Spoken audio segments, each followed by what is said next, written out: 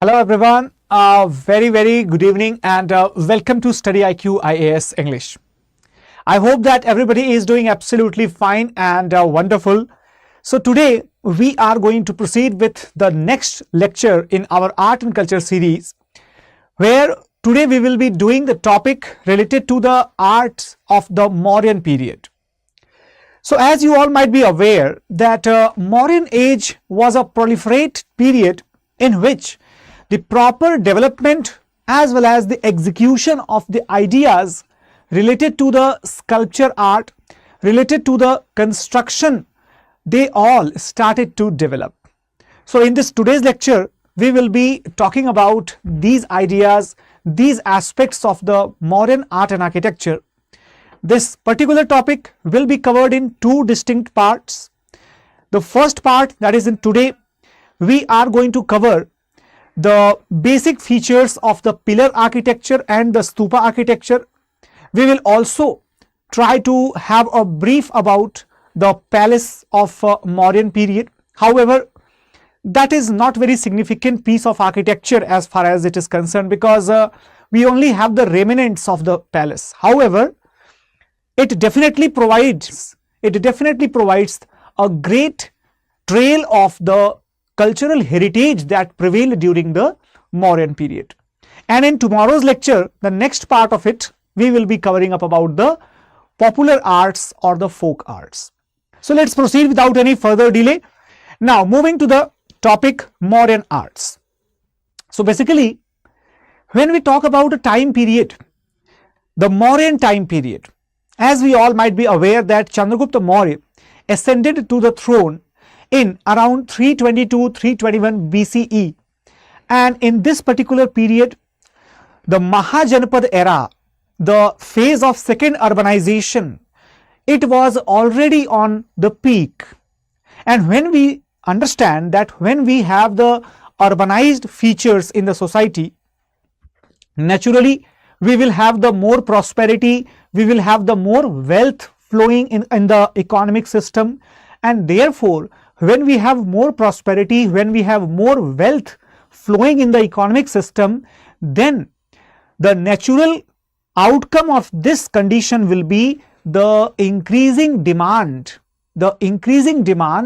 of the art and sculptural artifacts. Not only the art and sculpture, but also the potteries of this era, they will start developing and they will start becoming more luxurious and more affluent in the appearance. When we talk about the Mauryan period demarcates the emergence of the royal and the religious arts. What is the meaning of the royal and the religious arts? Good evening everybody.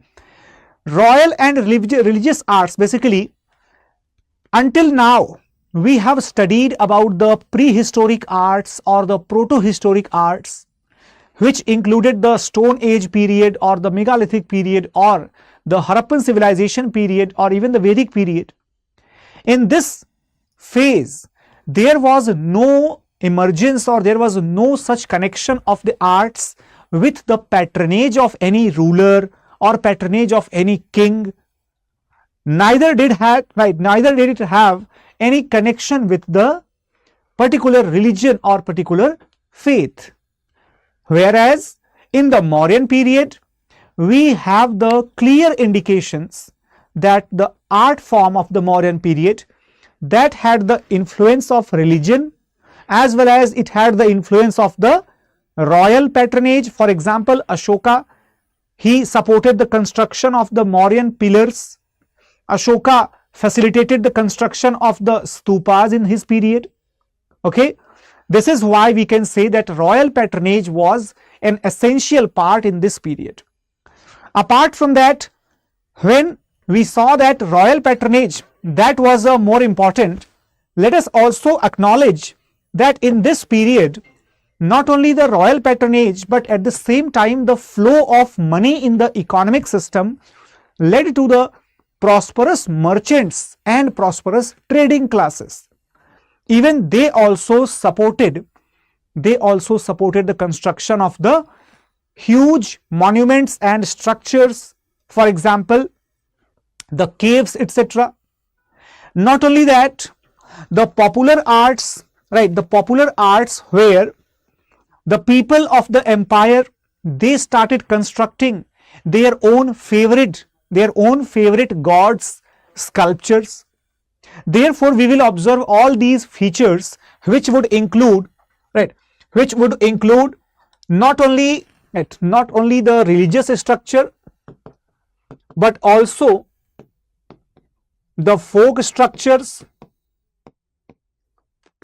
as well as the rock cut cave architecture, right, rock cut cave architecture, etc. Now moving further, when we exactly try to categorize the Mauryan period architecture, we can categorize it into two parts: the court art and the popular art. The court art is basically, right, the court art is basically the initiative of the royal patronage,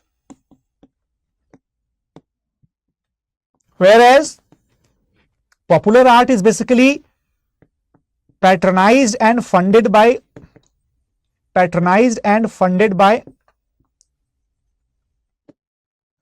mostly rich merchants. Okay, everyone. Now see, this particular information is really useful for not only the prelims but also for the mains examination. In prelims examination, there can be simply the statement that rich merchants and bankers provided the funds for the construction of popular art. Absolutely correct. However, in the mains examination, this information can become the basis of a question. For example, that the emergence of Mahajanpad age, prosperity in the Mahajanpad age led to the consequences or led to the positive consequences on the art and culture, or on the growth of art and culture. So how can this question be formed?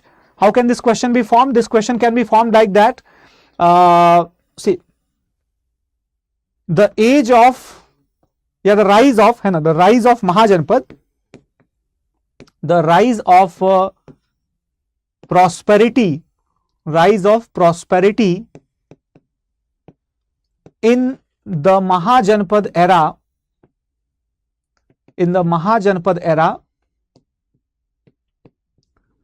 led to positive consequences. Okay, positive consequences on the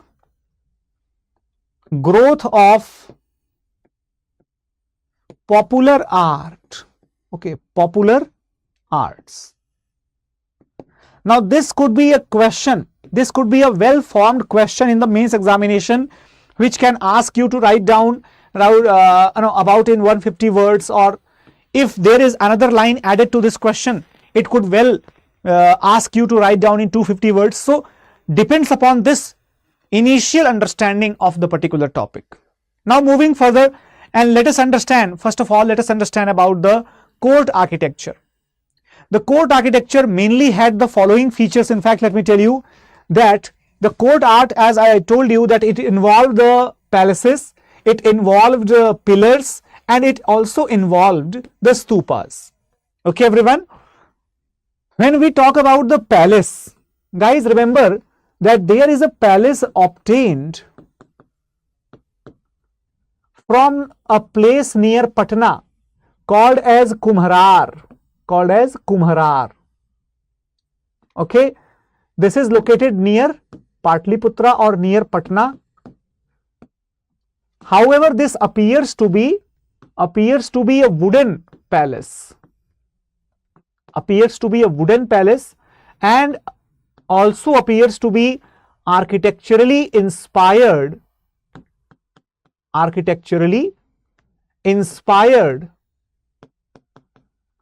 by the Achaemenid palace. Those who don't know about the Achaemenids, let me tell you that the Achaemenids were basically the ruling dynasty of Persia, who were the predecessors as well as the contemporaries of the Mauryas in India. All right, everyone. So it is assumed by many historians that these palaces might have taken inspiration from the Persian palaces as well. However, we don't have the exact evidence. We don't have the exact prototype of architecture here. And why so? Because usually the palace that we have, right, that palace is actually distorted. It's completely destroyed. And not only that, but also this palace is basically made by the wood. So naturally we have the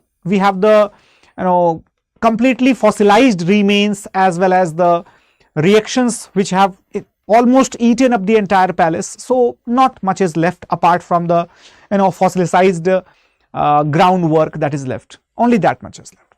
But we have the very well preserved remains of the pillars and the stupas, because both of them, they are comparatively strong structures. Pillars, they are made up of the buff sandstone, also known as the Chunar sandstone. Okay, so made of the buff sandstone or Chunar sandstone.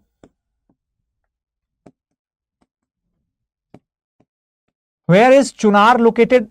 Guys, Chunar is basically located in the district Mirzapur of Uttar Pradesh, and it is known, in fact well known for its peculiar type of the sandstone which is found there, right? Not only that, it also has that appearance of light creamish buff, creamish spots on the buff colored sandstone. Now that is a very special feature of this particular stone. However, when we talk about the speciality of the stupas were actually constructed by the bricks. They were not using the stones initially, they were constructed by the bricks. However, the innermost part of the stupa that would be comparatively made of the softer or the mud bricks, and the outer parts, the coverage, etc., that will be covered with the mud bricks, covered with the burnt bricks. Now, when we talk about the popular art, we have the rock cut caves, we have the northern black polished wares. Okay, the NBPW pottery, we will study about it in detail in tomorrow's lecture. And we also have the sculptures, the various sculptures belonging to the particularly the deities related to the folk, right, related to the common folks. For example, the Yaksha or Yakshinis, these type of folk deities, they are found. Now, when we proceed further and try to see the pillar architecture in detail, then we can say that pillar architecture, basically if we talk about the pillars of the Mauryan Empire, they take the position as probably the most significant evidence of the existing of the empire. Not only that, but also the pillars have the clear cut instructions, okay, written in the form of inscriptions on the pillar surface. Not only that, these inscriptions on the pillar surface, they provide the clear evidence that Ashoka had a direct influence, a direct impact upon the subjects of his state. In fact, if we talk about the language of the inscriptions which are mentioned on the pillar, then we have that mostly Ashokan pillars edict were in the Pali and Prakrit language, but few of them were also written in the Greek or Aramaic. Okay, particularly the pillars which we have found in the northwestern region of the Ashoka's empire, in the Gandhara region, right, in the Kandahar region particularly, those pillars appear to have the bilingual inscriptions. But here, maximum number of pillars which are found in the Gangetic plains, they are written in the Brahmi script mentioning the Pali language which is belonging to the Prakrit subsect. Okay, remember that. So Prakrit is basically language, Pali is the a subsect, or you can say a vernacular dialect within the Prakrit language, right? If we try to understand the architecture here, you can just see this picture very clearly. I think it's visible to all of you that the topmost part is basically the Ashokan chakra. And remember one point, in our national emblem, we don't have this chakra. This chakra has got 32 spokes. Okay, everyone? And it is the central chakra located here which has got 24 spokes as found in our national flag and national emblem. Now this portion is taken as the national emblem of India. This portion is taken as the national emblem of India. So here this is called as the finial. Finial means the top of the building is basically finial. Okay. Then this portion is called abacus. Abacus is basically the circular base on which we have the animal figure, right, installed. Then we have the Persepolitan bell. Now this is called as the Persepolitan bell. However, to me as well as several other people and to several other scholars also, this appears like an inverted lotus. Inverted lotus. Right, everyone? So it might be regarded as an embellishment, might be regarded as the Persepolitan bell, or might be regarded as an inverted lotus. So this is the next part. And here in the last we have the proper monolithic shaft that is carved out of a single stone, having extremely shiny and lustrous polish, and the length as well as the entire dimension of this pillar structure that varies somewhere around 15 meters.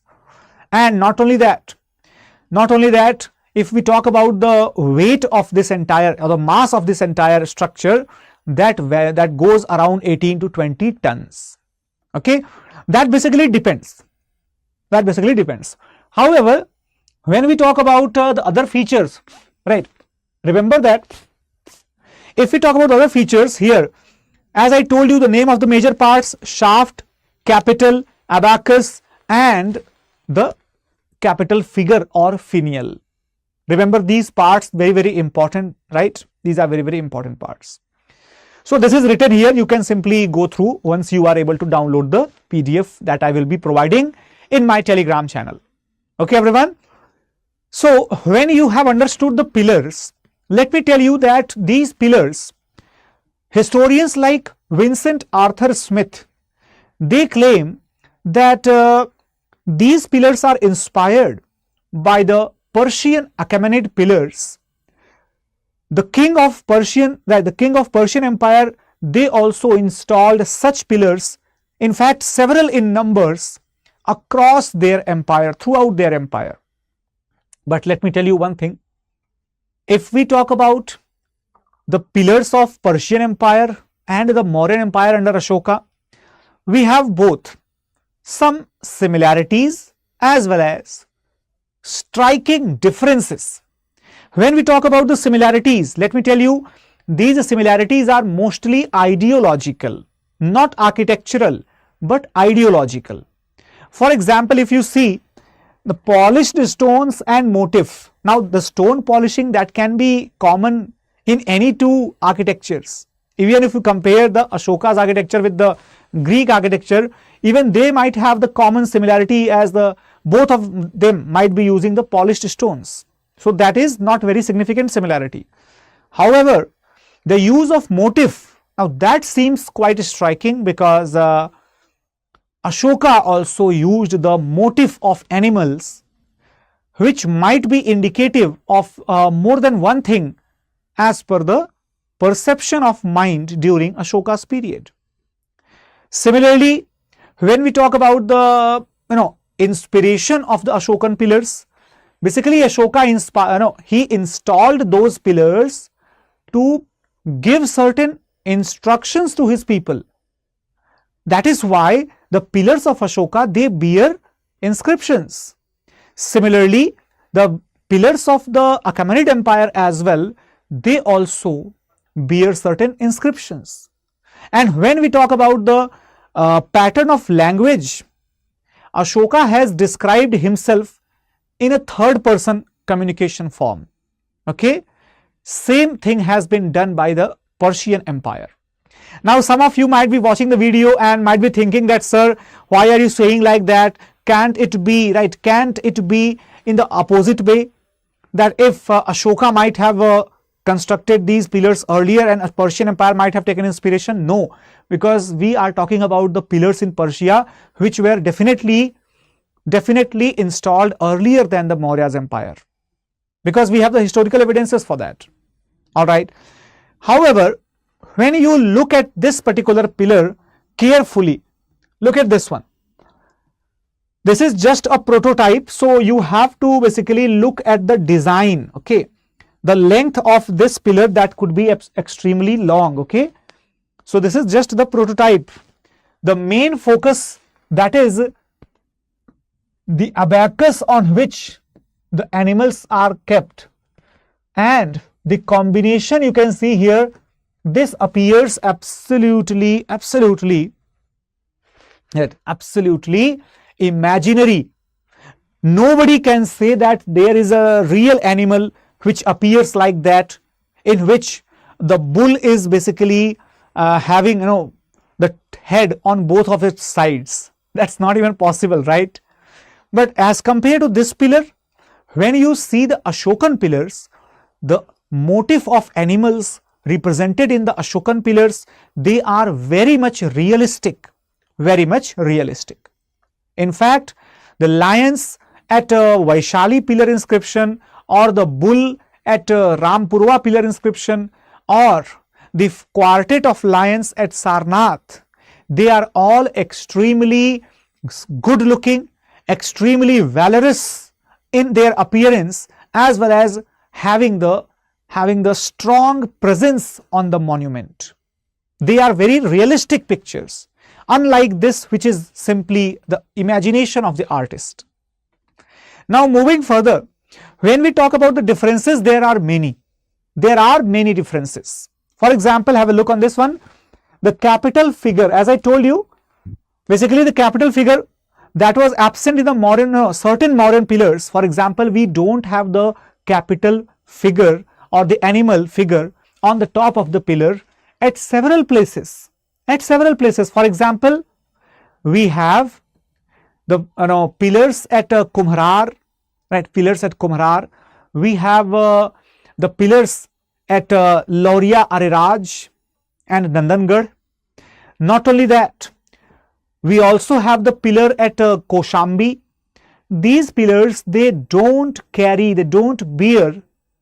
the animal figurehead on the top of it. Okay, so not all Ashokan pillars are having the animal figurehead on the top of it. Some of them they are having, the others they don't. Then we talk about the shape and the ornamentation. Now guys, have a look on both the pillars once again. If you have a look on both the pillars, you can understand it very clearly. The shape and the ornamentation, Ashoka's pillar, it appears relatively simple, relatively smooth. But when we talk about the Persian pillar, this pillar is highly intricate, as well as having a lots of design modifications to provide it a more rich looks as compared to the Ashokan pillars.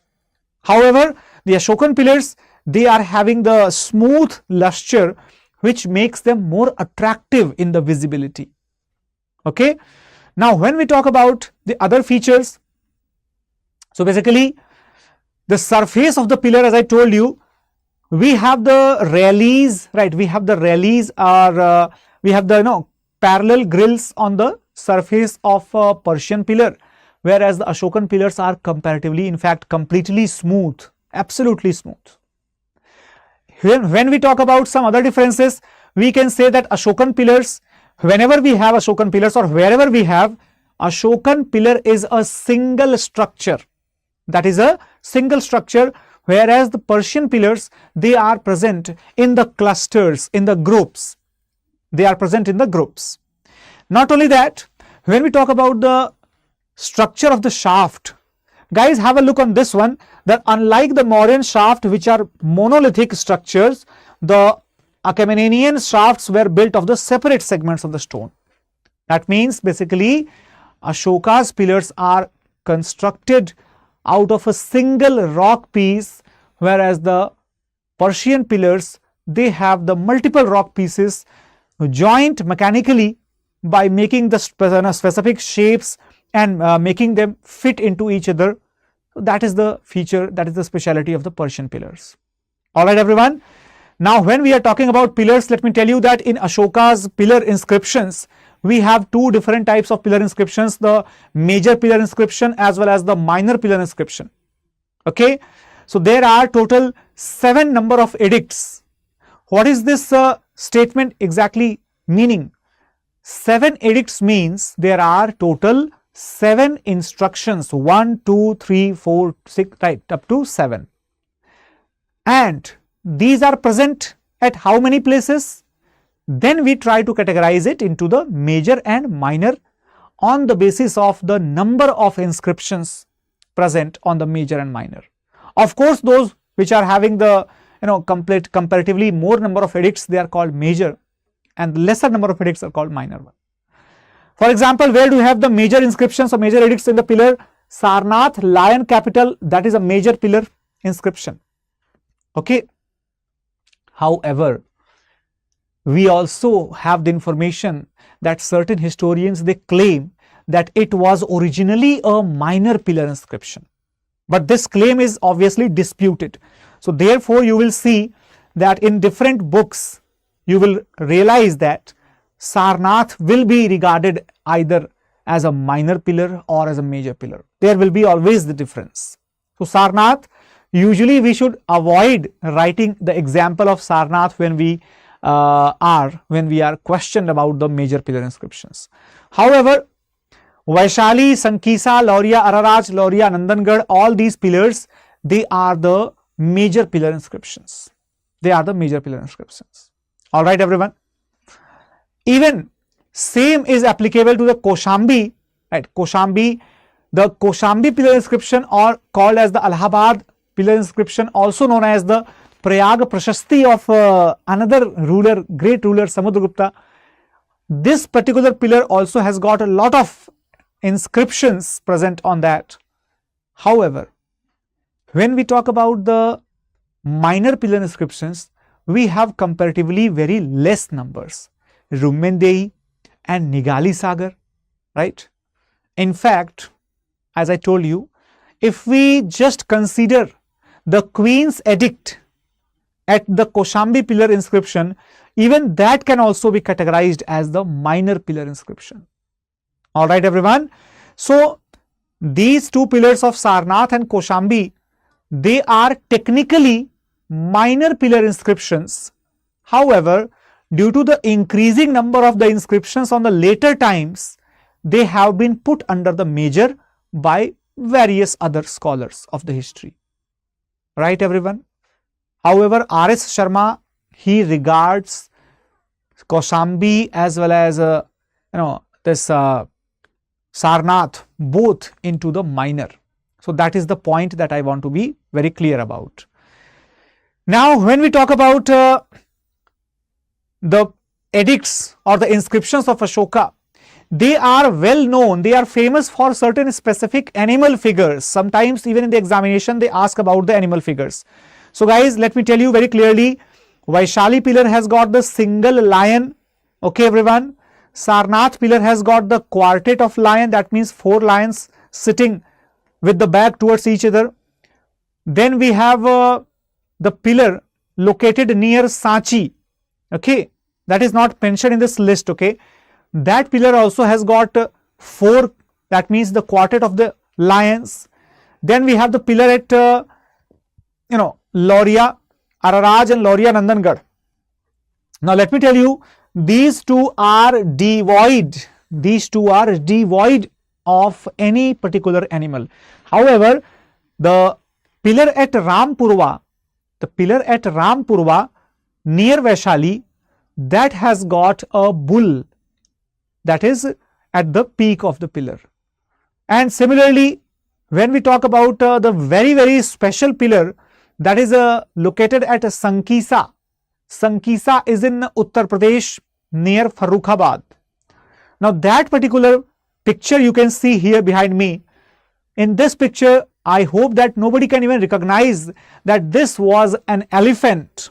This was an elephant whose trunk is broken due to the wear and tear, of course. But this particular elephant figure is probably the only elephant figure which we can find on the main finial or the proper finial of the Ashokan pillars. Alright everyone, that is about the pillars inscription of Ashokas. Now when we talk about the second major feature of the court architecture, I hope in the pillar architecture there is no question or no doubt. In case if you have any doubts or any queries or any complaints, then do not hesitate to drop the comments in the comment box, because it is very common that sometimes we might have the different sources to study the history and there might be the conflict of the opinions. But let me tell you that of course there are always some more accepted and some less accepted opinions among the scholars. Now when we talk about the stupa architecture, let me make it very clear to all of you that stupa, now there was a question in UPSC related to the stupas. In fact, in 2022 only, the question it stated that the stupas have their origin related to the Buddhism or something like that only. The statement was probably meaning that there was no such concept of a stupa before the origin of the Buddhism. Now many people might be thinking that yes, of course it is correct because the stupas are related to the Buddhism. No, this statement was considered as wrong. Okay, here let me tell you, the concept of the stupa that did not originate only in connection with the Buddhism. The stupas are equally important not only for Buddhism but also for the Jainism as well as for the Brahmanism. Okay, in fact in the Vedic culture also we find the references where the sages and the seers, they were not cremated, rather their ashes and their body remains were buried and then a mound was created. It was to make them a memorable figure or to have the reminder of that person. That is why we must be very careful while attending these type of questions. Okay. Now the picture that you can see behind me probably tells you about the stupa. As you can see here behind me, this particular structure which is constructed on the gate itself, this is called as Toran. Okay everyone, the entry gate decoration is called as Toran. Then we can see the stairs going on the top of the first floor of the stupa. Now the stairs, they are called as a sopan. They are called as sopan. Then we have got this boundary line, this boundary line and the railings. Boundary line and the railings. You can see the railings. Now these are called as a Vedika. Railings are called as the Vedika. Okay everyone. Then you might be very clearly understanding that when we are seeing the railings here, there is the space.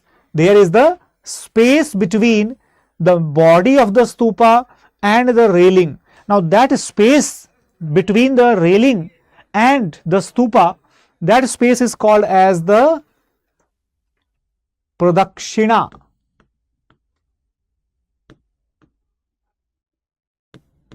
Okay, Pradakshina. And some of you might be knowing it with a different name, but that is Pradakshina.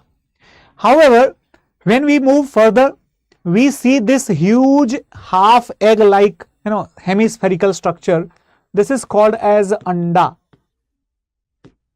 Alright everyone. So Vedika is there, then Pradakshina is there, then Anda is there, and on the top of the Anda you can see a box-like structure which is kept atop. Okay, everyone. Now here let me tell you, this is called as Hermica. And over the top of the Hermica you can see the Chhatra. Okay, and then here this staff is called as a Yashti. Called as Yashti, right everyone? So I hope that you got the basic names very clearly. These are the basic features of the stupa architecture, alright everyone. And apart from that, when we come across the descriptive detailings here, you can see that even the pillars of this Toran, even they have the extremely good looking sculpture art. You can see the presence of the yakshas. Okay, the presence of the yakshas here. You can see the presence of the stupa. You can see these are the different bodhisattvas, right? Bodhisattvas, all these. Now you will feel wondrous. You will feel wondrous that how can we say that bodhisattvas are represented here? How can we say that? Because this sculpture was, or this stupa was constructed by Ashoka, and during that period of Ashoka there was no concept of the bodhisattva. Then how are you saying that? It is because, my dear, the stupa of Sanchi, this is the picture of the stupa of Sanchi. This stupa was not fully constructed, not fully decorated during the period of Ashoka. Ashoka had only constructed this simple brick structure, only that much. But in the later subsequent periods, we would see the further elaboration, the further emancipation and the decoration of the Buddhist stupa architecture. And therefore, my dear, let me tell you that when we talk about the stupas, there was a question in the UPSC prelims examination from this particular topic on the type of the stupas, on the types or the categories of the stupas. Now let me tell you, there are total 3 different types of the stupas. The first one, that is called as the Sharirik stupa. Then second one is called as the Paribhogika, and the third one is called as Uddeshika. So remember the name, repeat after me: Sharirik, Paribhogika and Uddeshika. These are the 3 types of the stupas. 3 types. Based upon what criteria were they constructed for? That is the meaning. Okay, everyone. Now, when we talk about the Sharirik stupa, basically the various Buddhist figures, right, such as Sariputra, Mahamoggalayan, or such loving disciples of Lord Buddha, when we talk about these type of stupas, they have the enclosed of the mortal remains. For example, Sanchi stupa has the mortal remains of the Sariputta, and that's why it is a Sharirik stupa. Some of the stupas, they also might have the mortal remains of Lord Buddha himself. For example, it is claimed that in Sri Lanka there is a place called Kandy. Okay, Kandy is a very famous place. In the Kandy, we have a giant stupa where we have the teeth, or particularly one tooth, I hope, the tooth of Lord Buddha kept in the form of the Sharirik enclosure, or the Sharirik, that means the bodily enclosure of Buddha. Okay, so that is very important to understand. Then we have the Paribhogika. What is this Paribhogika? Paribhogika, basically the casket is enclosed the various objects and utensils used by the Buddhist monks or the teachers. Okay, so suppose this is my pen and I am a Buddhist monk. So after my death, what will happen? They will just take this pen, and they will keep in a casket, and then they will start building the huge monument over it, saying that it contains the last bodily remains or the last products or the things which was touched by me. That is the importance. Na bhai? After all, Lord Buddha was so popular that if somebody tells that, okay, this was the last place where Lord Buddha used his wooden sandals, right, wooden sandals or kharau. Now that kharau will become super important for all the Buddhist aspirants, right? That's why it was very, very important. Now, apart from that, the third one is called Uddeshika. Now, what is that Uddeshika? Now, remember, this is very, very crucial, used for the worship purpose. Very important point to understand. Stupas are rarely used for the worship purpose, but when we have the Uddeshika stupa, mostly present in the backyard of the huge chaitya structures. However, initially they were constructed in secluded places during the Mauryan period. Now, these are called as the Uddeshika stupas. Okay, everyone? Total there were, let me tell you, total there were 8 stupas which were constructed during the immediate death of Lord Buddha. So, they are 8 Sharirik Chaityas. They were constructed at the 8 centers: Rajgrih, Vaishali, Kapilavastu, then Allakappa, Ramagram, then Vetdeep, Pava and Kushinagar. Okay, everyone, these are the places where we have the Uddeshika stupas. Uddeshika stupas.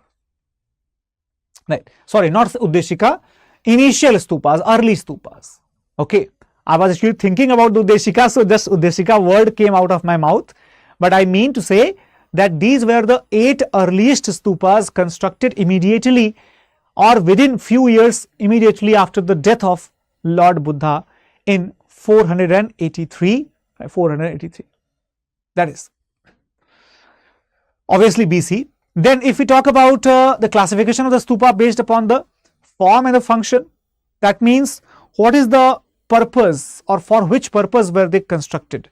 Now, the purpose, the first type of stupa, that is the relic stupa.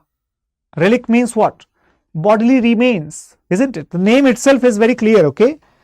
Relic stupa means where certain details, certain features or certain remains of the body of Buddha or his products, articles, etc. anything that was kept, that's called as the relic stupa. But when the same relic stupa, when it has no body remain, but it has certain object related to the life of Buddha or any famous Buddhist monk, then this is called as the object stupa. Right, everyone? I hope it is clear to all of you. Okay. Dan patram or the robe, angavastram, or sometimes any small things like the nails. Right, nails also are very, very important. Okay. Now, apart from that, we have the commemorative stupas. What is the meaning of commemorative stupa? Built to commemorate the events in the life of Buddha and disciples. Suppose if Ashoka went to Lumbini. Suppose he went to Lumbini, and in Lumbini, what did he do? He got repaired a pre-existing stupa. Now that repaired stupa, that brings her name, that Ashoka came here in the 8th renal year and he ordered for the reconstruction of this humongous monument. Okay, such was the commemorative stupa. Then there was the votive stupa. What is this votive stupa, by the way? Constructed to commemorate visits or gain spiritual benefits, usually at the site of prominent stupas. Okay, everyone? Commemorate the visit of particular ruler or particular seer, that depends. So, what is the difference between commemorative stupa and the votive stupa? What is the difference exactly? Have a look. Commemorate events in the life of Buddha, okay, or his disciple only. Buddha or his disciple only, nobody else. Whereas in the votive stupa, constructed to commemorate the visits or to gain the spiritual benefits, usually at the site of the prominent stupas which are regularly visited. Here, does it say that what if stupa will be related only to the life of Buddha? Does it say like that? I don't think so. I don't think so. It does not say like that. So that means what? That means the votive stupas are basically constructed, right, to commemorate the other type of the visits or the gains. What is the other type of visit again? Other than Buddha himself. If anybody else remembers or anybody else does it, commemorative. Sorry, votive. So overall there are overall 4 different types, but let me tell you that there is a 5th type also, and the guys, 5th type is basically called as the symbolic stupa. Now what is the symbolic stupa? Does it make even sense? Of course. Symbolic stupa means to symbolize the aspects of Buddha and Buddhist theology. For example, Borobudur, it has got the different layers of the roof coming to a common conclusion. Okay, so here basically it is considered as the symbol of Dhatu, Bhumi, right? Dhatu and Bhumi and Buddha himself. Dhatu, Bhumi and Buddha himself. 3 distinct elements. Okay, so that is the basically purpose of symbolic stupa. It can be symbolic of anything. For example, if tomorrow there is a person who makes a stupa in the symbol of Buddha leaving his house to become an ascetic. Okay, that can be possible. That can be possible right now. Today we are going to do the second part of our Mauryan art, in which we will be covering up the popular arts in the Maurya age. So before proceeding, first of all, good evening and welcome back once again to all of you. Guys, do not forget to share this class with your friends as well as your colleagues or any other person who you know and who is preparing for the civil service examination in English medium. Now, first of all, when we understand the art and cultural pattern of Mauryan period, in the yesterday's lecture only we had already seen that particularly in that period, the stone polishing, sculptures and the construction of the pillars as well as the rock edicts, etc., they were the prominent form of the expression of arts. However, we also saw that the emergence of the urban civilization in that phase led to the expansion and growth of prosperity, leading to the evolution of the popular art as well. Now, when we say popular art, what is the meaning of this term, popular art? It means that this type of art which is constructed or created or prepared by the common people, who might be the merchants, who might be the traders, might be the agriculturists, might be the soldiers, monks, anybody among the common masses, anybody who is not the king or not the governor or the emperor of the empire. So in the Mauryan period, primarily when we talk about the popular architecture, that can be categorized into the popular cave architecture, popular sculpture architecture and the popular architecture related to the folk arts. Now when we talk about the first of this, that is the cave architecture. Many of you might be wondering that how is the cave architecture categorized under the popular category when we all are aware that these caves were constructed by none other than the Mauryan emperors. It is because the purpose for which they were constructed, that purpose was used to serve the monks of the Ajivika sect. And who was the emperor who constructed the caves for serving the Ajivika sect? Because we should be aware that Bindusar, the father of Ashoka, he used to follow the religion of Ajivika. However, he did not construct that cave. Then who was behind it? It was none other than Ashoka the Great. who had constructed the caves at Barabar, and then came Dasharath, who constructed the caves at Nagarjuni. Now, dear students, these two places in the modern Bihar, these two places, they have the group of caves. Total number of the caves, that is 7 in number, also known as the Saptaparni Gufa, or basically known as the 7 caves together.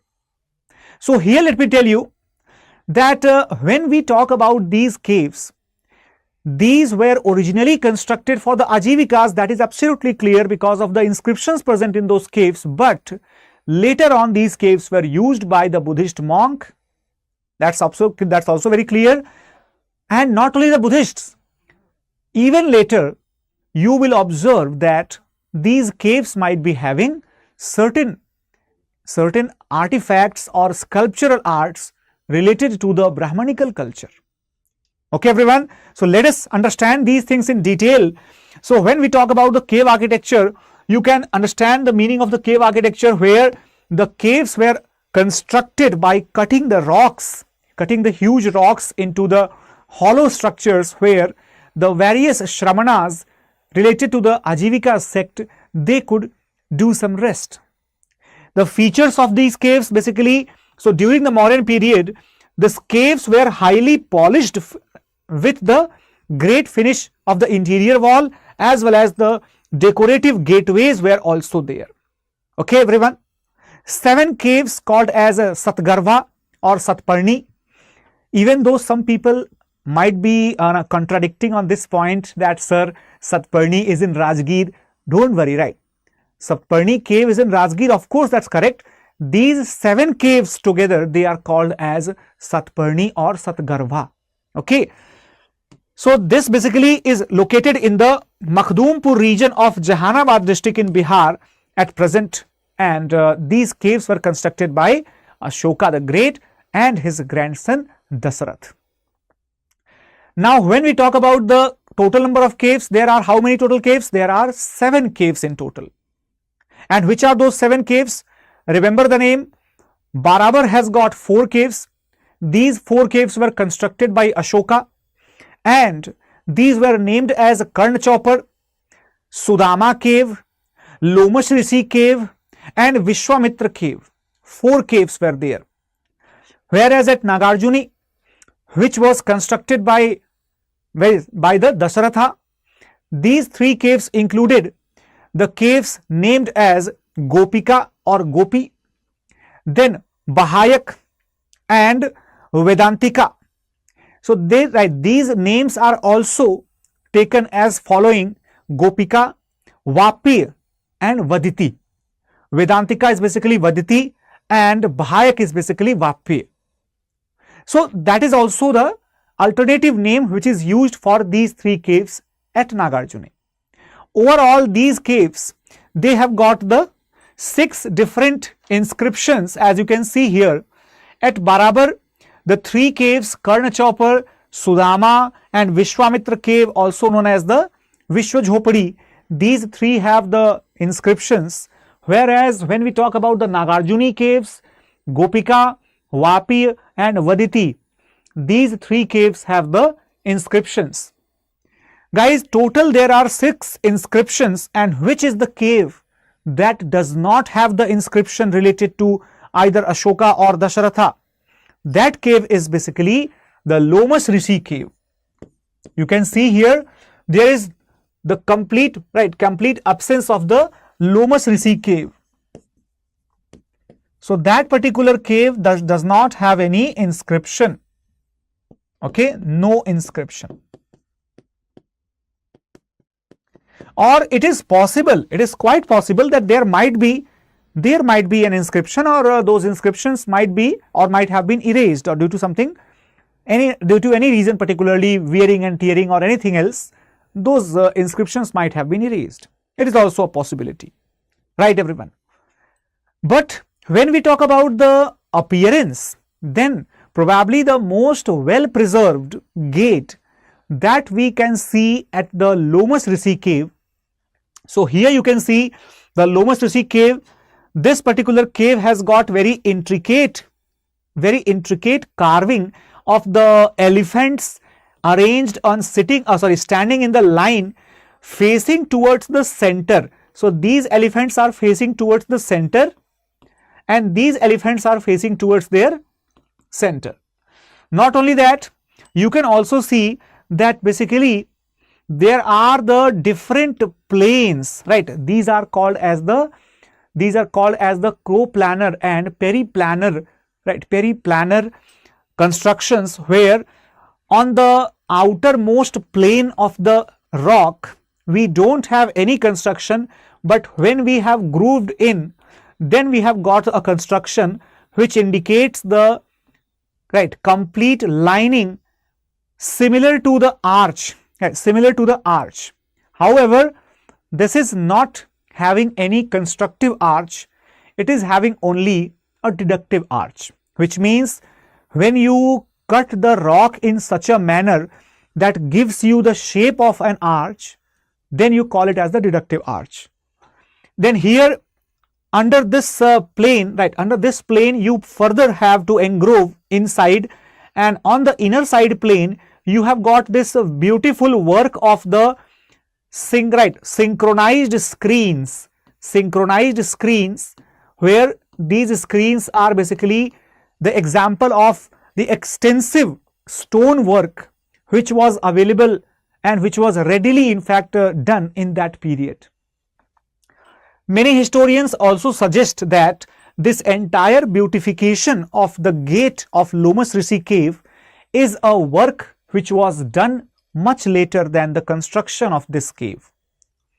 On my other side you can see the outer wall of the caves, where you can completely identify the Shiv and Parvati sitting on the throne. You can also see the Shivalingas which are constructed on the outer wall surface, and at the same time you can also see the images of a Nandi and images of a lion sitting on side by side facing towards each other.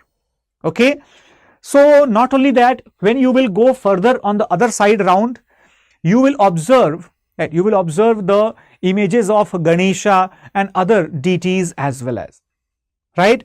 So that indicates that probably during the subsequent periods, the further artisans or further rulers and the landlords in that area, they might have tried to construct the new sculptures on the outer surface of this entire cave. However, when we move further, then we realize that the cave architecture, that was not the only type of architecture among the popular character arts.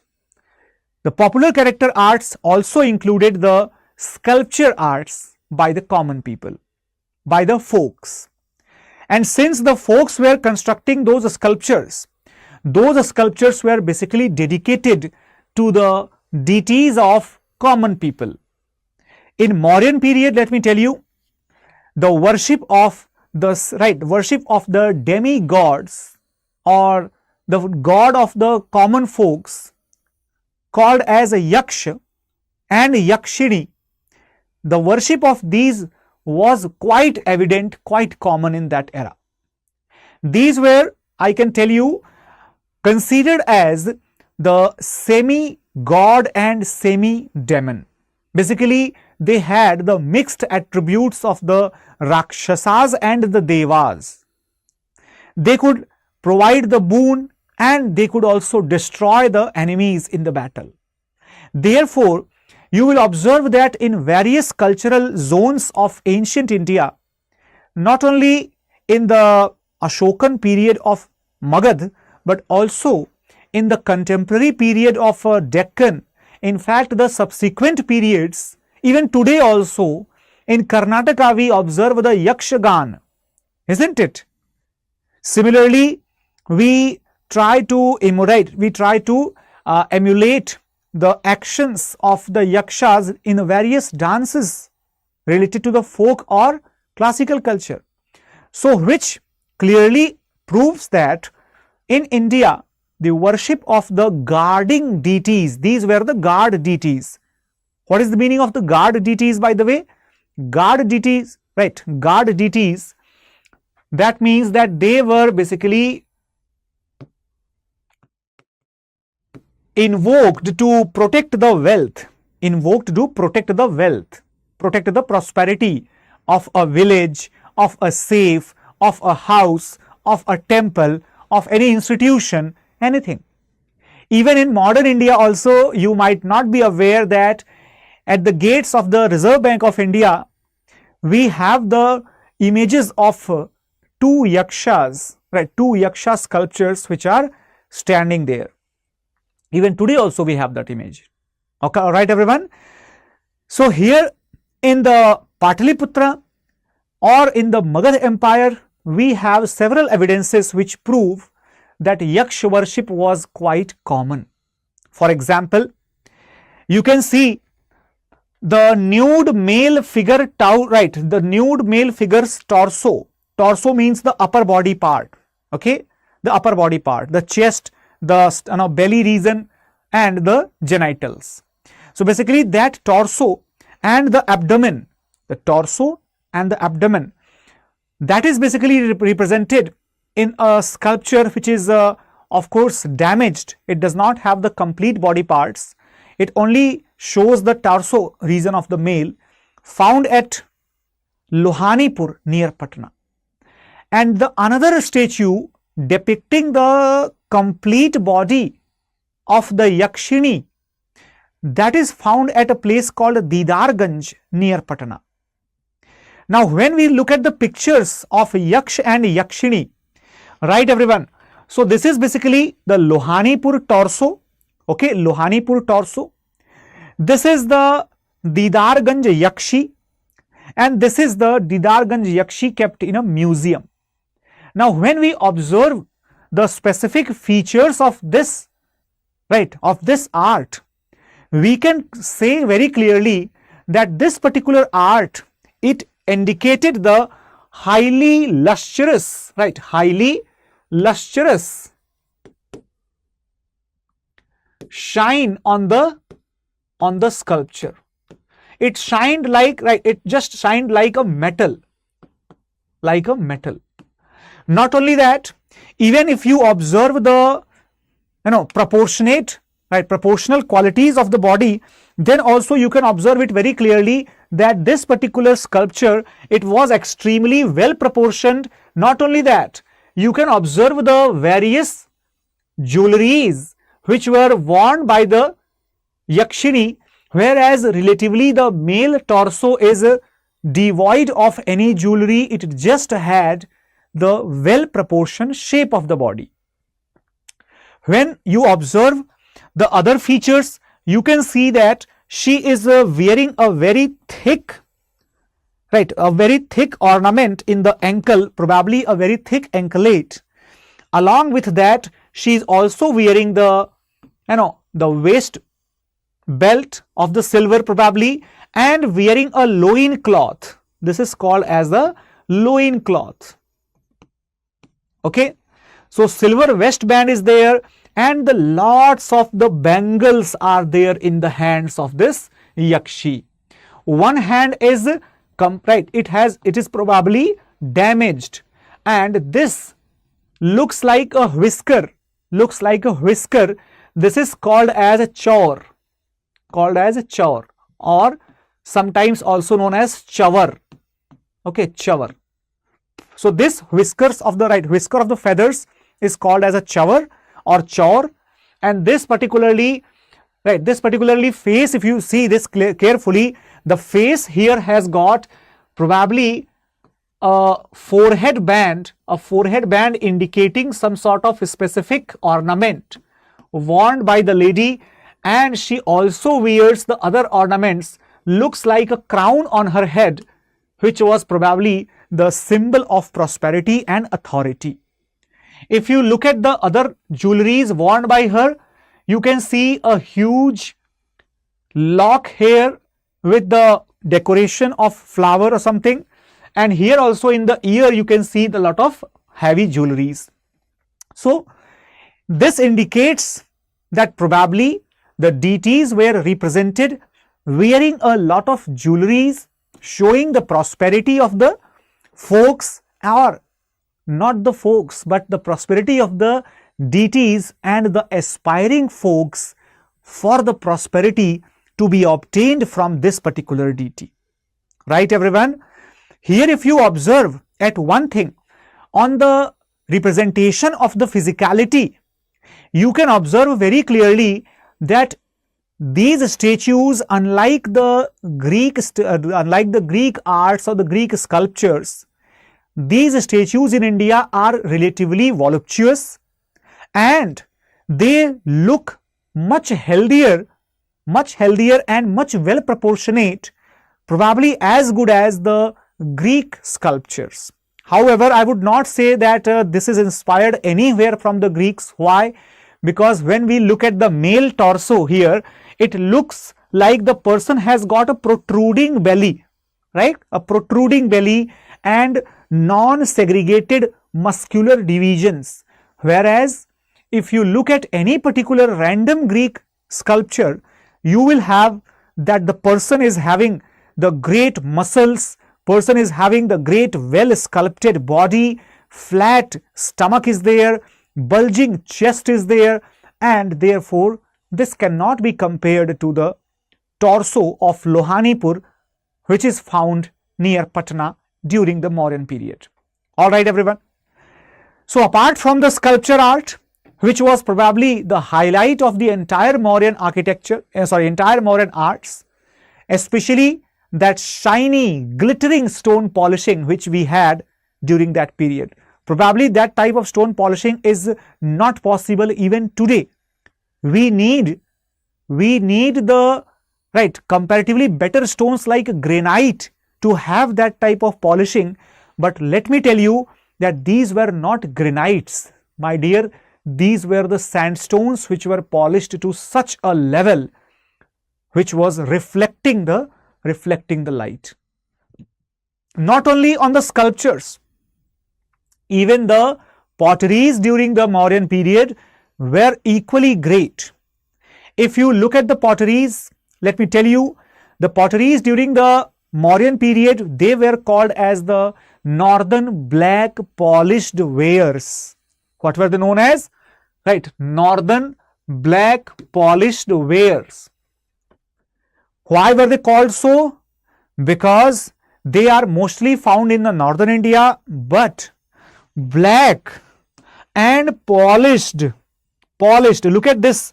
Whenever you see this type of image in a photograph, make it sure that this is a reflecting surface on the outer side of the pottery, which indicates that probably they used some sort of varnish or some sort of metallic finish or some sort of metal oxide.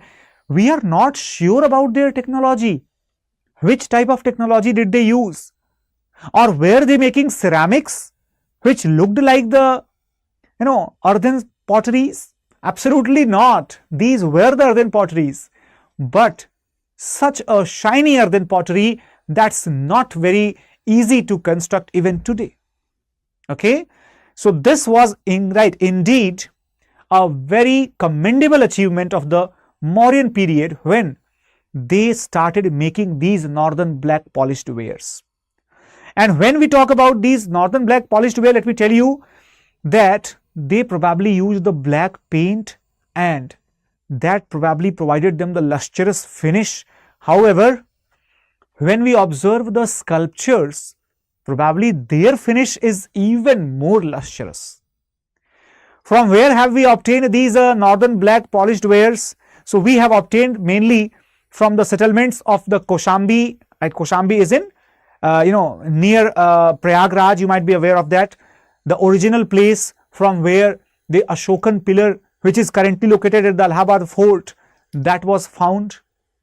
Okay. Apart from the Kaushambi, we also have the Patliputra region from where we have obtained the NBPW species.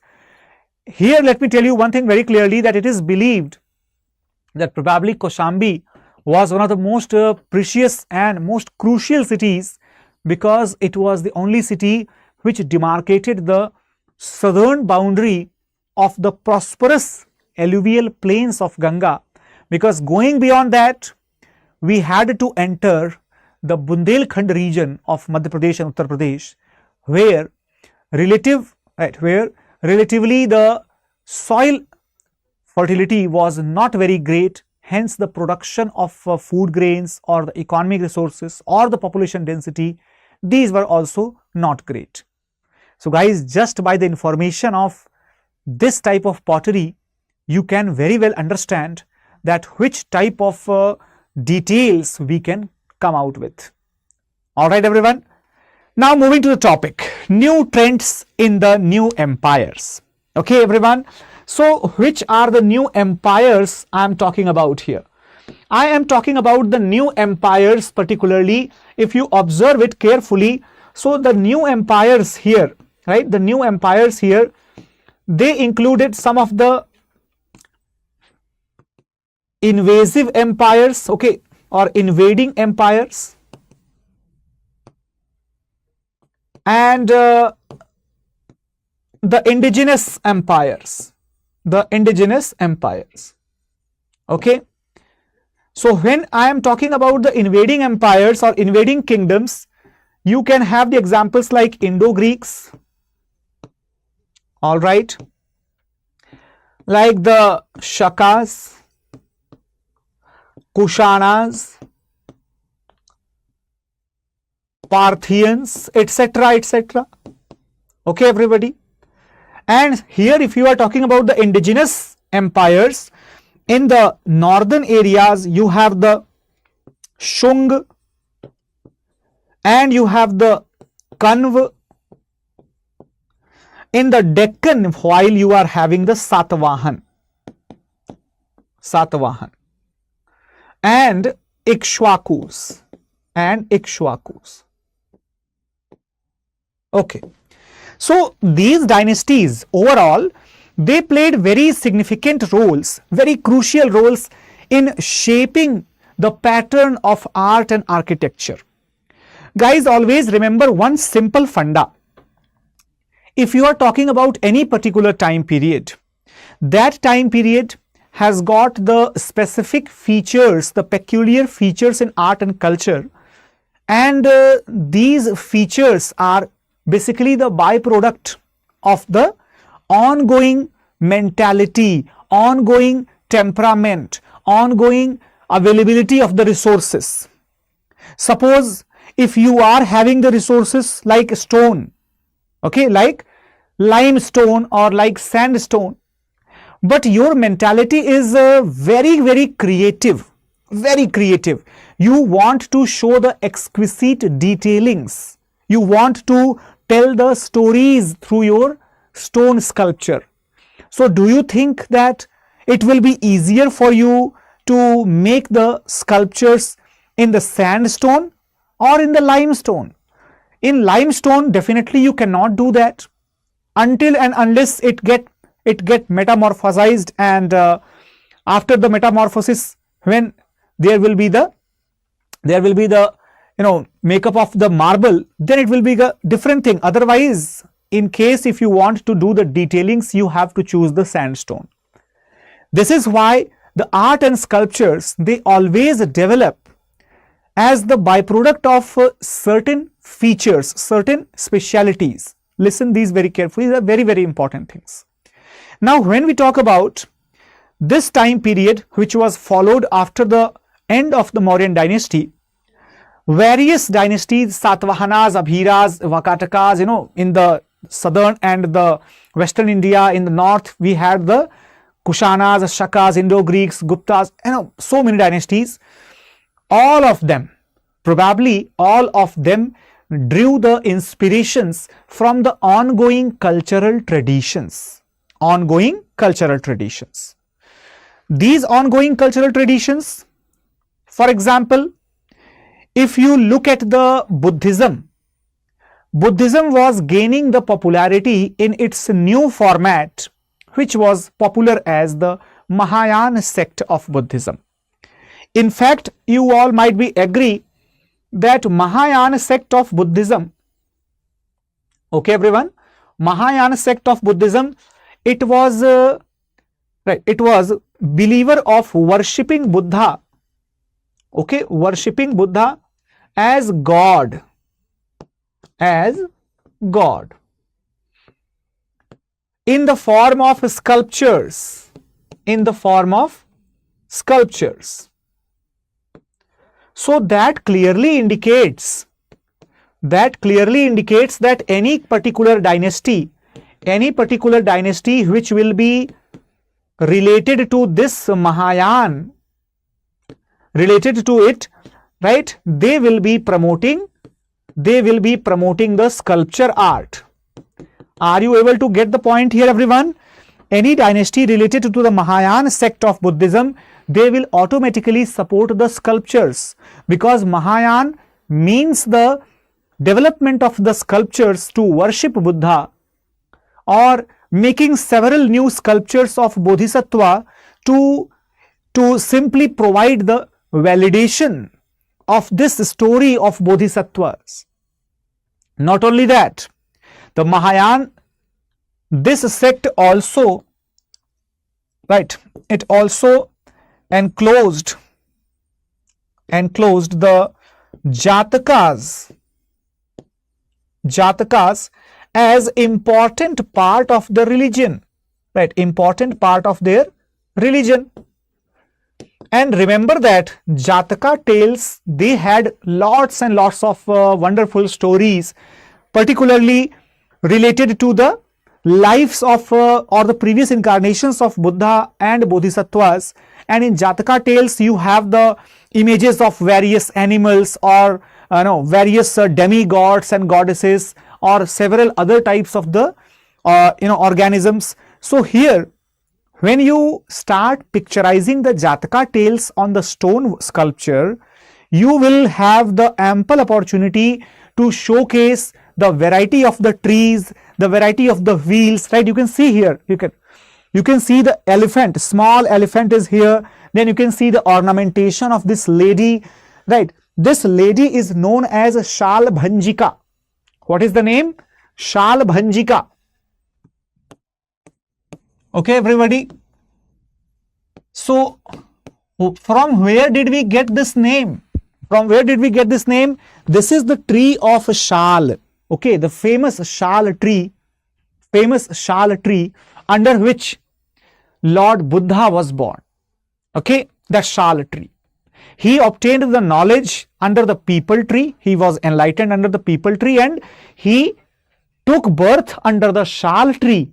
This is why these Shal Bhanjikas, these are considered as the demi-goddesses or the angelic women who were the protectors as well as the caretakers of these Shal trees, which was having the auspicious, right, meaning in the Buddhist tradition. This is why, and she is following a very ornamented posture, a very decorated posture, showing the Tribhang Mudra of standing in a specific style. You can also see the ornaments which are worn by her. You can see the armed girdles, you can see the wrist, basically the bangles like structures. Then you can see the belts and the entire necklace is there. Not only that, you can see the series of anklets and other ornaments. Guys, what am I trying to tell you through this statue? This sculpture is nothing but a type of evolutionary development in the pre-existing folk sculptural arts, where in the Maurya period we had studied that the people used to make the sculptures of Yakshis or Yakshinis and the Yakshas. Here also you will find the similar type of sculptures. Which are the major places where you will find the specimens of the post-Mauryan art and architecture? These are mainly Vidisha, Bharhut, right, both in Madhya Pradesh, then Bodh Gaya, that is in Bihar region, then Jagyapet, that is in Andhra Pradesh, then Mathura in Uttar Pradesh, then in Odisha you will have the Khandagiri, Udaygiri region, and Pavni region in Nagpur, nearby Nagpur, and Bhaja, that is nearby Pune region, nearby Pune. Okay, So all these features about which we are talking, they all are present in the sculptures and the artifacts which are constructed in given sites. Now let us understand the major features of the arts during the post-Maurya age. Okay everyone, during the post-Mauryan period. Yes, definitely in MP and Bihar, in fact entire central India was a great center of art and architecture. Do not miss the geographical connection, because in central India, if we have the ready availability of the stones, similarly in Bihar as well, you will find the maximum number of sculptures in the areas nearby Gaya. Why? Because Gaya is in southern Bihar, and southern Bihar is very close to the plateaus of Chota Nagpur and the plateaus of Kaimur, right? That is why the maximum sculptures are present in that area only. See, many people suggest that art and culture is a very boring subject or something. Guys, if you have the proper connections, if you have the proper linkings of the topics, then it becomes very interesting to understand that which type of resources prompted the sculpture artists to create different type of sculptures. That is very important. Now, talking about the features of the arts during the post-Mauryan periods. Now guys, remember one thing. Earlier in the previous era of the art, we saw that the sculptures were quite stylized. Not only that, the sculptures like Yakshini of Didarganj near Patna, she was shown to be very voluptuous, very you can say massive in the appearance. Whereas when we look at the sculptures of this period, we find that these sculptures are comparatively thin in the scale, comparatively smaller in the projection of their bodies. That is the major feature. Not only that, remember, Yakshas and Yakshinis are shown the flat clinging to the chest. Okay, flat clinging to the chest. So basically both of them are depicted usually very much closer to a secondary structure. Either it is a tree, or it is any other person, or it is any ornament. It is like that, right everyone? Similarly, here you can see in the later times, the hands are shown as the natural projection against the chest. Like if you observe the earlier picture, hands are usually raised, or hands are usually projected little bit outwards. However, if you observe the later pictures, the hands particularly, they come in the alignment of the body of the sculpture. Now this is a development. How can I say the development? Suppose you are an artist, you are making the body of or a statue of a particular person, but you are unable to locate the hands properly. You are unable to locate the axis of the hands. Should it be little bit backward of your neck, or should it be little bit forward in your direction of your neck? That is the problem which was being faced by the sculptors. Now these sculptors, they actually decided to take a proper dimensioning of the axis, and then they improvised their sculpture art. This is visible in the post-Mauryan age. However, initially if you talk about the dressing, so the surface of the stone slabs, that was the main concern. That means if you observe the statues, I will show you the pictures, right? Though you can see the pictures here. If you observe the statues, these are basically depicted at Bharahut. You can see that here in the main sculpture, the ornamentation is done on the human body. You can see the minute works of the stone to show the ornaments of the body worn by these servants of Mahamaya Devi. This is the development which occurred later. But in the earlier phase, what was the condition? The condition was that suppose this is a slab of the stone, okay, this is a stone slab, and there is a sculpture on the stone slab. There is a sculpture on the stone slab, okay, and on this particular slab you have the a specific statue, but this statue is not decorated. This statue is not decorated. Rather, entire decoration is done here. Entire decoration is done here. Whatever decoration is happening, that decoration is happening on the stone. This is the old tradition. But in the new tradition, in the post-Mauryan tradition, the decoration was not focused on the slab, but it was focused on the body, on the sculpture. Main sculpture was having better decorations. Okay, everybody, I hope you will be able to recall this feature if they ask that in the examination, that during the post-Mauryan period, the sculpture became more important for the decorative purposes than the slab on which the sculpture was standing. Okay, understand that.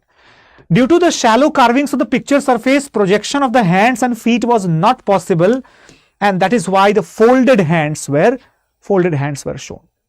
Guys, what exactly does it mean? It means that suppose if you are making the projection on a very thin stone, there should not be any thickness into it. If there is no thickness, it is extremely difficult to engrave, right, to simply do the deep carving, and this encarving to the deeper planes, which was not possible in the thin stone slabs.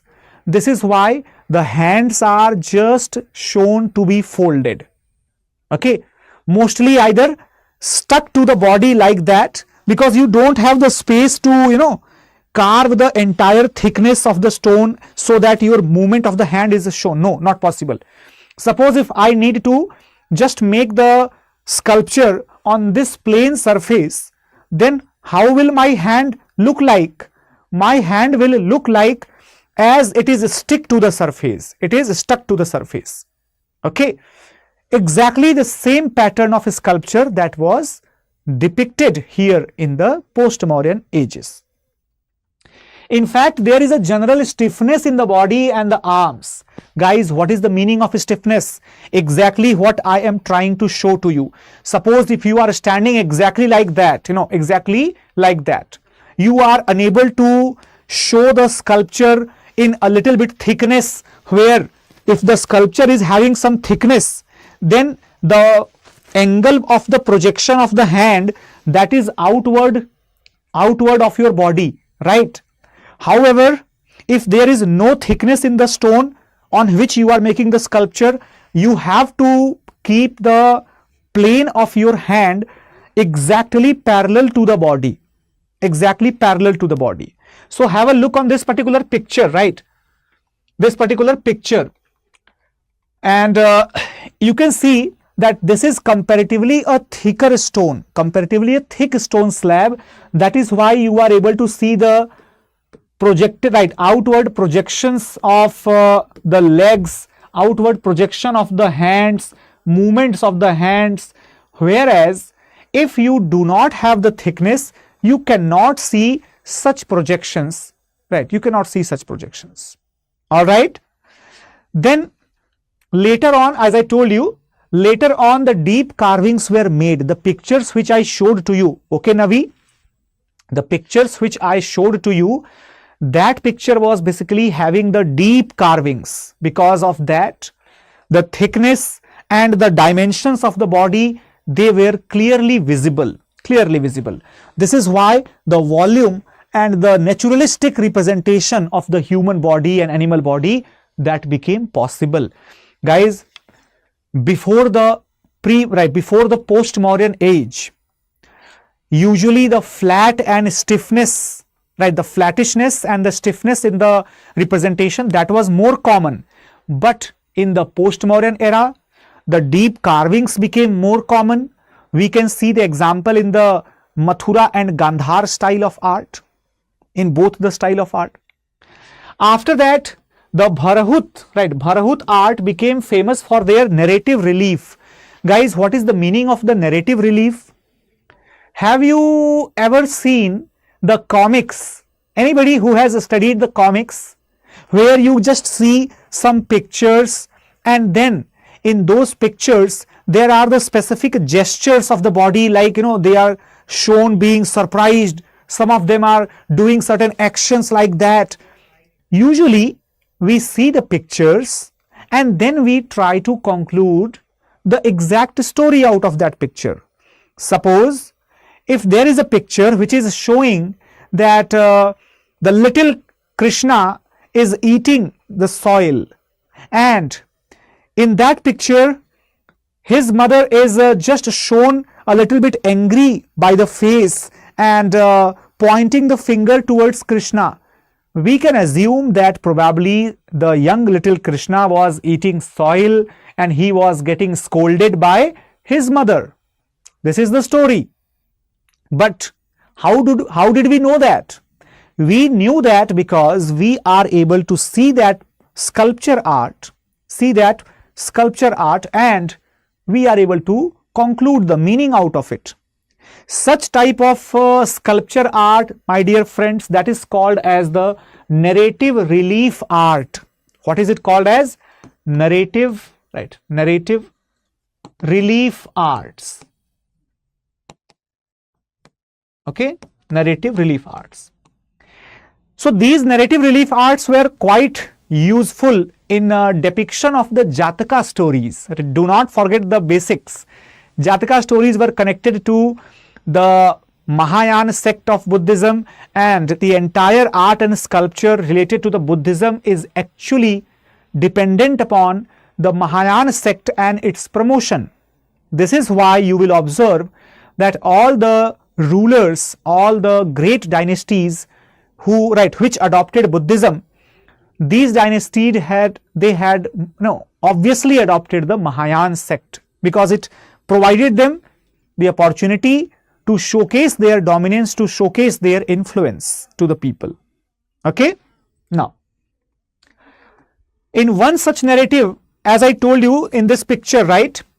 In this picture where the Queen Maya is depicted, the Queen Maya is depicted sleeping on the bed with her attendants, right? With her attendants sleeping on the side of the bed, and probably in the dream of Queen Maya, there is the presence of this elephant, and the very famous symbol of the elephant coming into the dream is also represented at the Amaravati School of Art, and this is the indication of the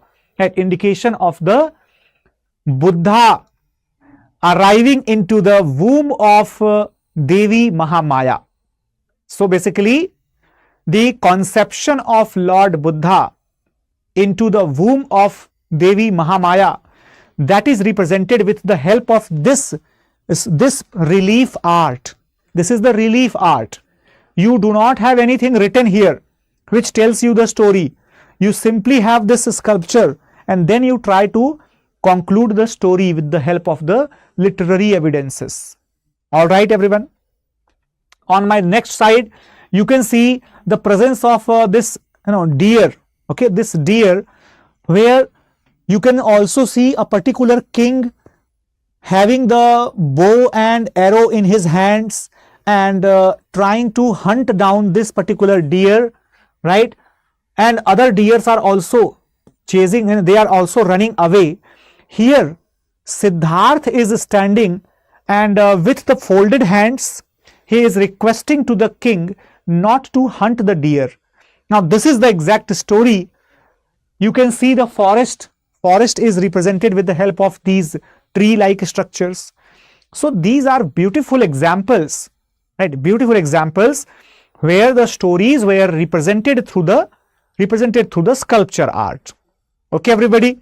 Now let us understand about the evolution of the various features at Sanchi. Why Sanchi? Because Sanchi was a very prominent center of arts during the post-Mauryan period, as It was located very close to Vidisha, and Vidisha, that was a very important city during the Mauryan period as well as during the post-Mauryan period under the rulership of the Shung dynasty, under the rulership of Shung dynasty.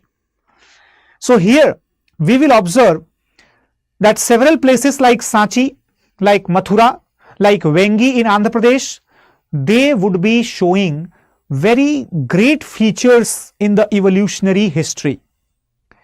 Not in the evolutionary history of the human beings, but in the evolutionary history of architecture and arts.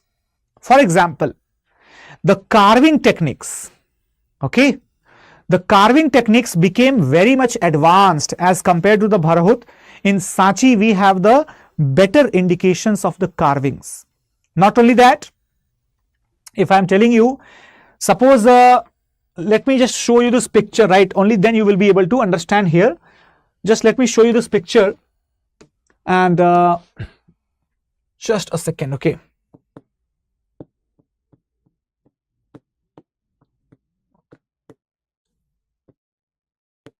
Sanchi Toran sculpture, okay.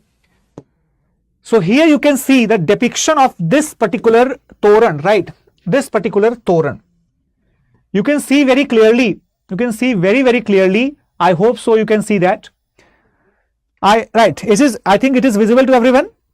You can very clearly understand this, such a great detailing with the proper three-dimensional representation of the sculpture. You can understand because the thickness of the slab is very great. This is why on the side of the frame you can see the decoration with the help of plant and the floral motif. On the other side you can see the various stories. You can see the house here, you can see the railings and the people standing in their respective places. Not only the railings, but even the beads of their hair, that is very clearly demarcated in this sculpture. You can see the entire socket of the eye, right? Socket of the eyes of the elephants. You can see the linings on the hair of the horse, right, and on its head. Similarly, you can see the several stupas, and inside the stupas the projections are clearly visible. So this is what I mean. This is what I mean when I say that the detailings were given special attention in the Sanchi, and these detailings were much more advanced as compared to the Bharahut, right everyone? So here, as I told you that in the Bharahut, right, in Bharahut you can see very basic type of projection, very simple type of projection, but in Sanchi you just saw that such a great level of projection was done, okay. Here you can also find that Buddha, right, Buddha and Manushi Buddhas or the past Buddhas. Remember that this particular term is really important, my dear students. Manushi Buddha, right, Manushi Buddhas means past Buddha. This is important for your examination purpose, important for your exam purpose, okay. Future Buddha, they have asked in the examination about future Buddha, that is the Maitreya, but they can also ask about the past Buddha, that is Manushi Buddha, right everyone? So there are total 24 Buddhas as per the tradition of the Mahayana. However, only the first Buddha, whose name was Dipankar, this is also very important for your examination purpose, okay. Dipankar was the first Buddha who is depicted here in the Sanchi, okay. Not only that, even the same story of Queen Mahamaya, right, watching the elephant in the dream, seeing the elephant in the dream, that is also represented here. Not only that, if you look at the other places in the similar time when Sanchi was showing the phases of evolution, the places like sculptures, where the places like Amravati in Andhra Pradesh, or the places like Mathura in Uttar Pradesh, even they also start showing the depictions having the greater detailings and the greater sculpture narratives, right? Narrations, sorry. Sculptural narrations means the stories through the sculpture art. When I am talking about the stories through the sculpture art, guys, remember one point. Mathura was it was a center that stood out, that was completely outstanding center, because here in Mathura, the images of this period, they bear the same quality but are different in the depiction of the physiognomic details. Mathura has entirely different physiognomic details. Those who don't understand the meaning of the physiognomic details, let me tell you, by looking at this picture, you can clearly tell me that this gentleman appears to be very much angry. And by looking at this picture, again you can say me that this is also looking to be very angry. So when your picture is able to reflect the emotions, when your physical representation is able to reflect the emotions inside you, then such a type of representation or such a type of arts, that is known as the physiognomic arts.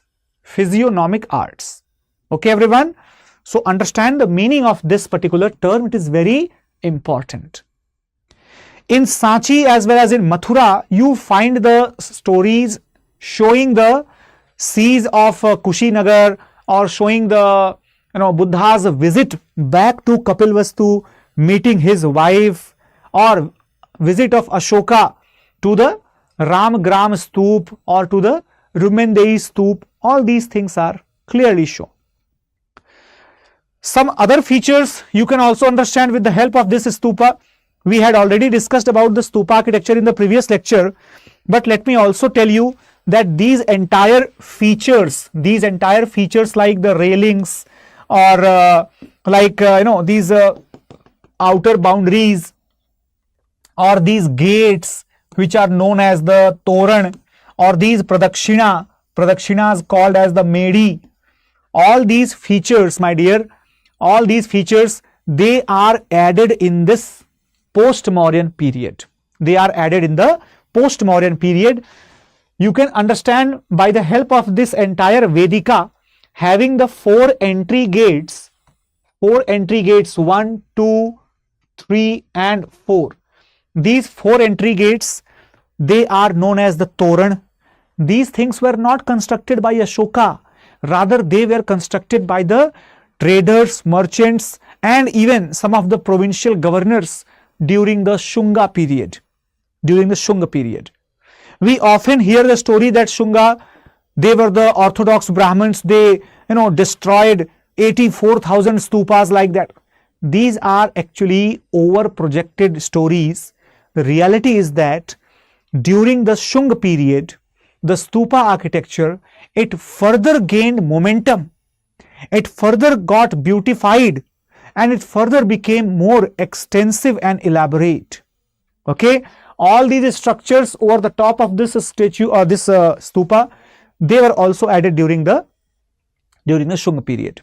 Here as well, you can see this entire picture, and this is a huge representation and such a gracious representation of the elephant with a person sitting on the top of the horse just behind the elephant. Okay, so these type of representations are clearly indicative of the great progress in the sculptural arts during the post-Mauryan period. Now let us understand about other important sites like Mathura, Sarnath and Gandhar. Guys, if we talk about Mathura School of Arts or Gandhar School of Arts, or later on Mathura School that became evolved as Sarnath School of Arts. So usually the development of these schools or these styles of arts, that started somewhere around 1st century. CE, 1st century AD, of course. Usually we have the locations right starting from the Bactria or the Hindu Kush valleys in Afghanistan up to the Punjab region of Pakistan. The Indian Punjab region was, however, the site of fusion of the arts.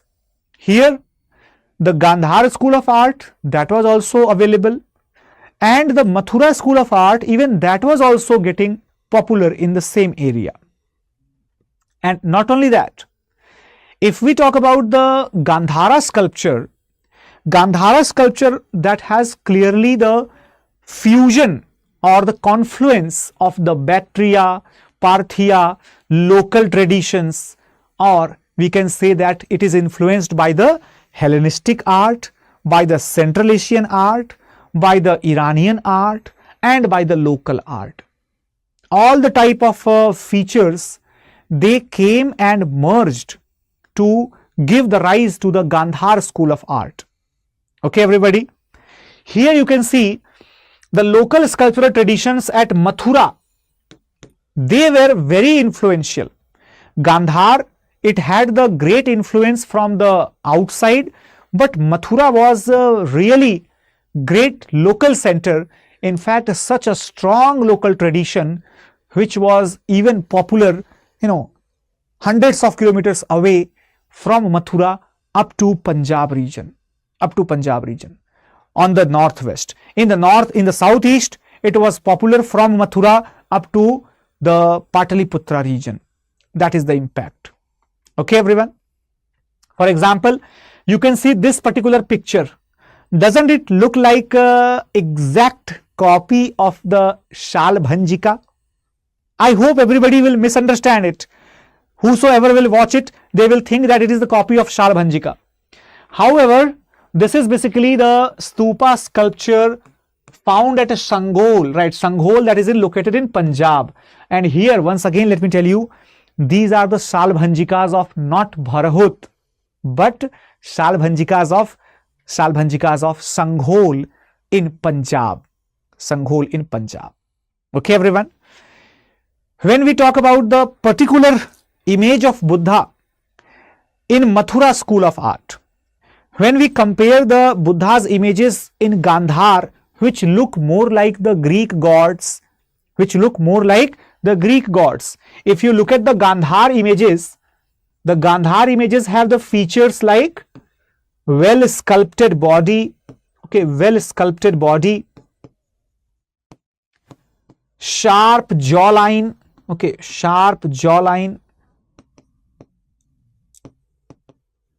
then curly hair, then singular representation, then monotonous face.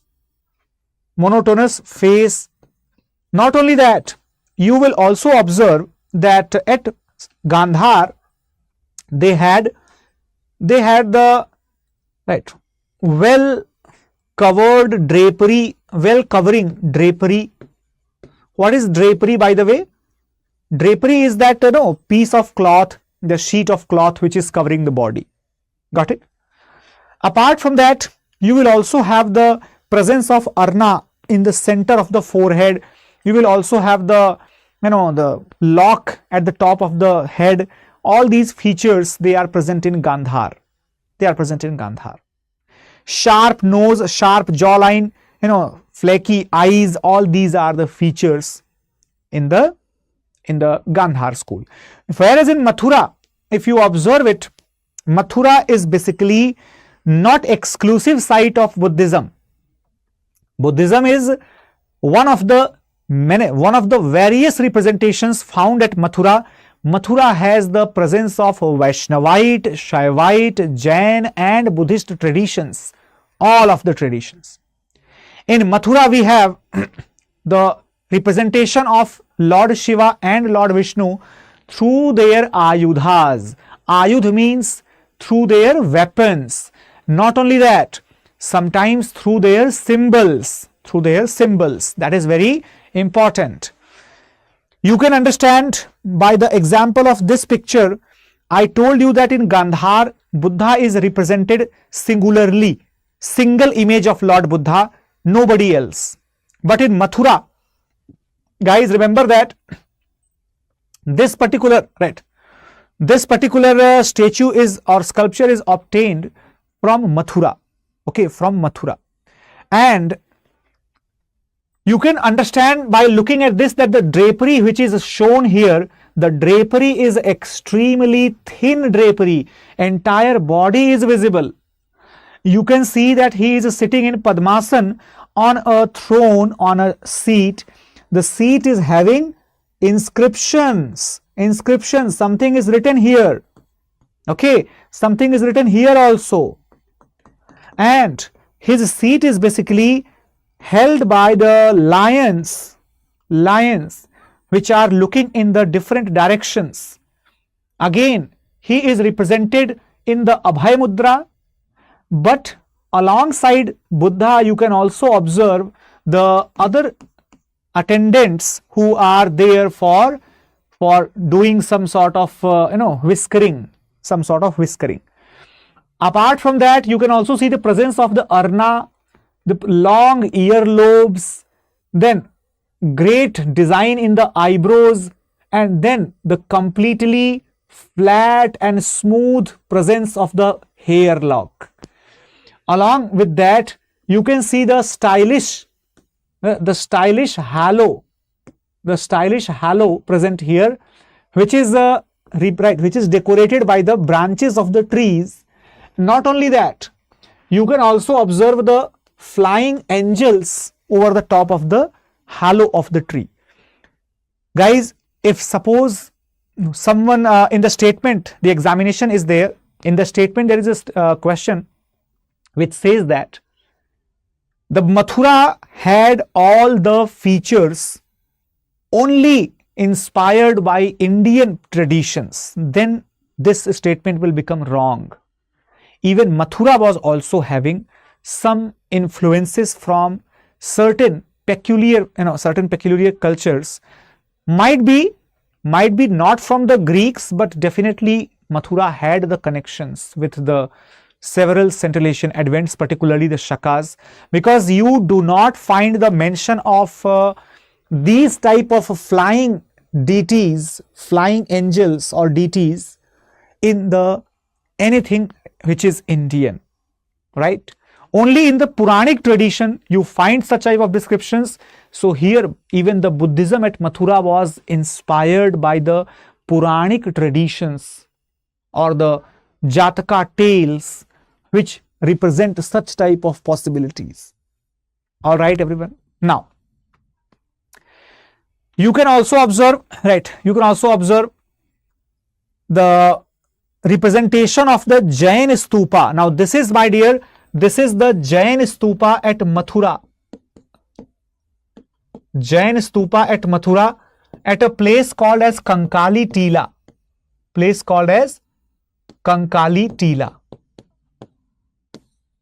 Okay, Kankali Tila. All right, everyone. So this is why Mathura is considered to be the place of all the major faith of the Indic tradition. On this side you can see the Gandhar statue. Here also you can see the Gandhar statue. In both the statues you can see the great jawline, great shape of the face, curly hair, presence of halo, plain, no decoration. Sheet is absolutely well shown. It is completely wrapping up the body of Buddha. Here Buddha is shown singularly. However, at the slab which is there underneath Buddha, you can see the lions representing him. Okay, and you can also see Buddha is meditating here with the devotees who are standing on the sides of Buddha. Okay, everyone. Acha, red is not visible. Don't worry, I am not writing anything on this. Okay, don't worry. So when I am talking about these sculptures, I hope that you got the clear understanding of the differences between the Mathura and the Gandhar. Okay. Suppose if there is a question which says that Buddha is wearing a crown, Buddha is wearing an ornament, okay, or Buddha is wearing a girdle, that will be wrong. Why? Because Buddha did not wear any type of ornaments. It is the Bodhisattva who is wearing the ornaments. Who is wearing the ornaments? There is a difference between Buddha and Bodhisattva. Bodhisattvas are basically, they are about to become Buddha.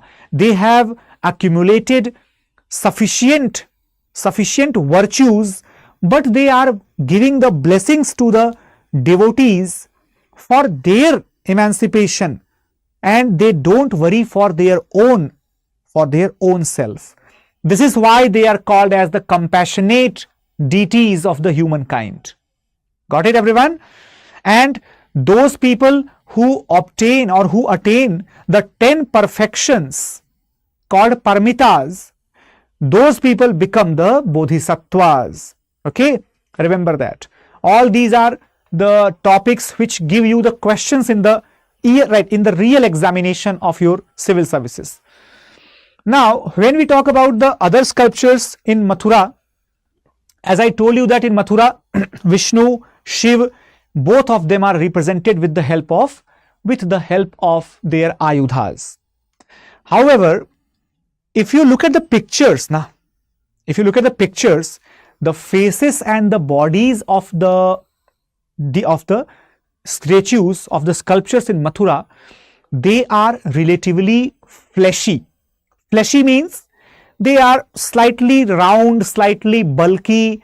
They appear to be a little bit, healthier as compared to the lean and muscular body of Gandhar. Got it, everyone? This is clearly the evidence that in Mathura, the styling of the sculptures was inspired by the styling of Yaksha statues. Yaksha, Yakshinis, they were represented in the earlier period. Similar representation continued for the Buddhist and Shaivite and Vaishnavite traditions. Okay, everyone? You can understand by these pictures. Look at this.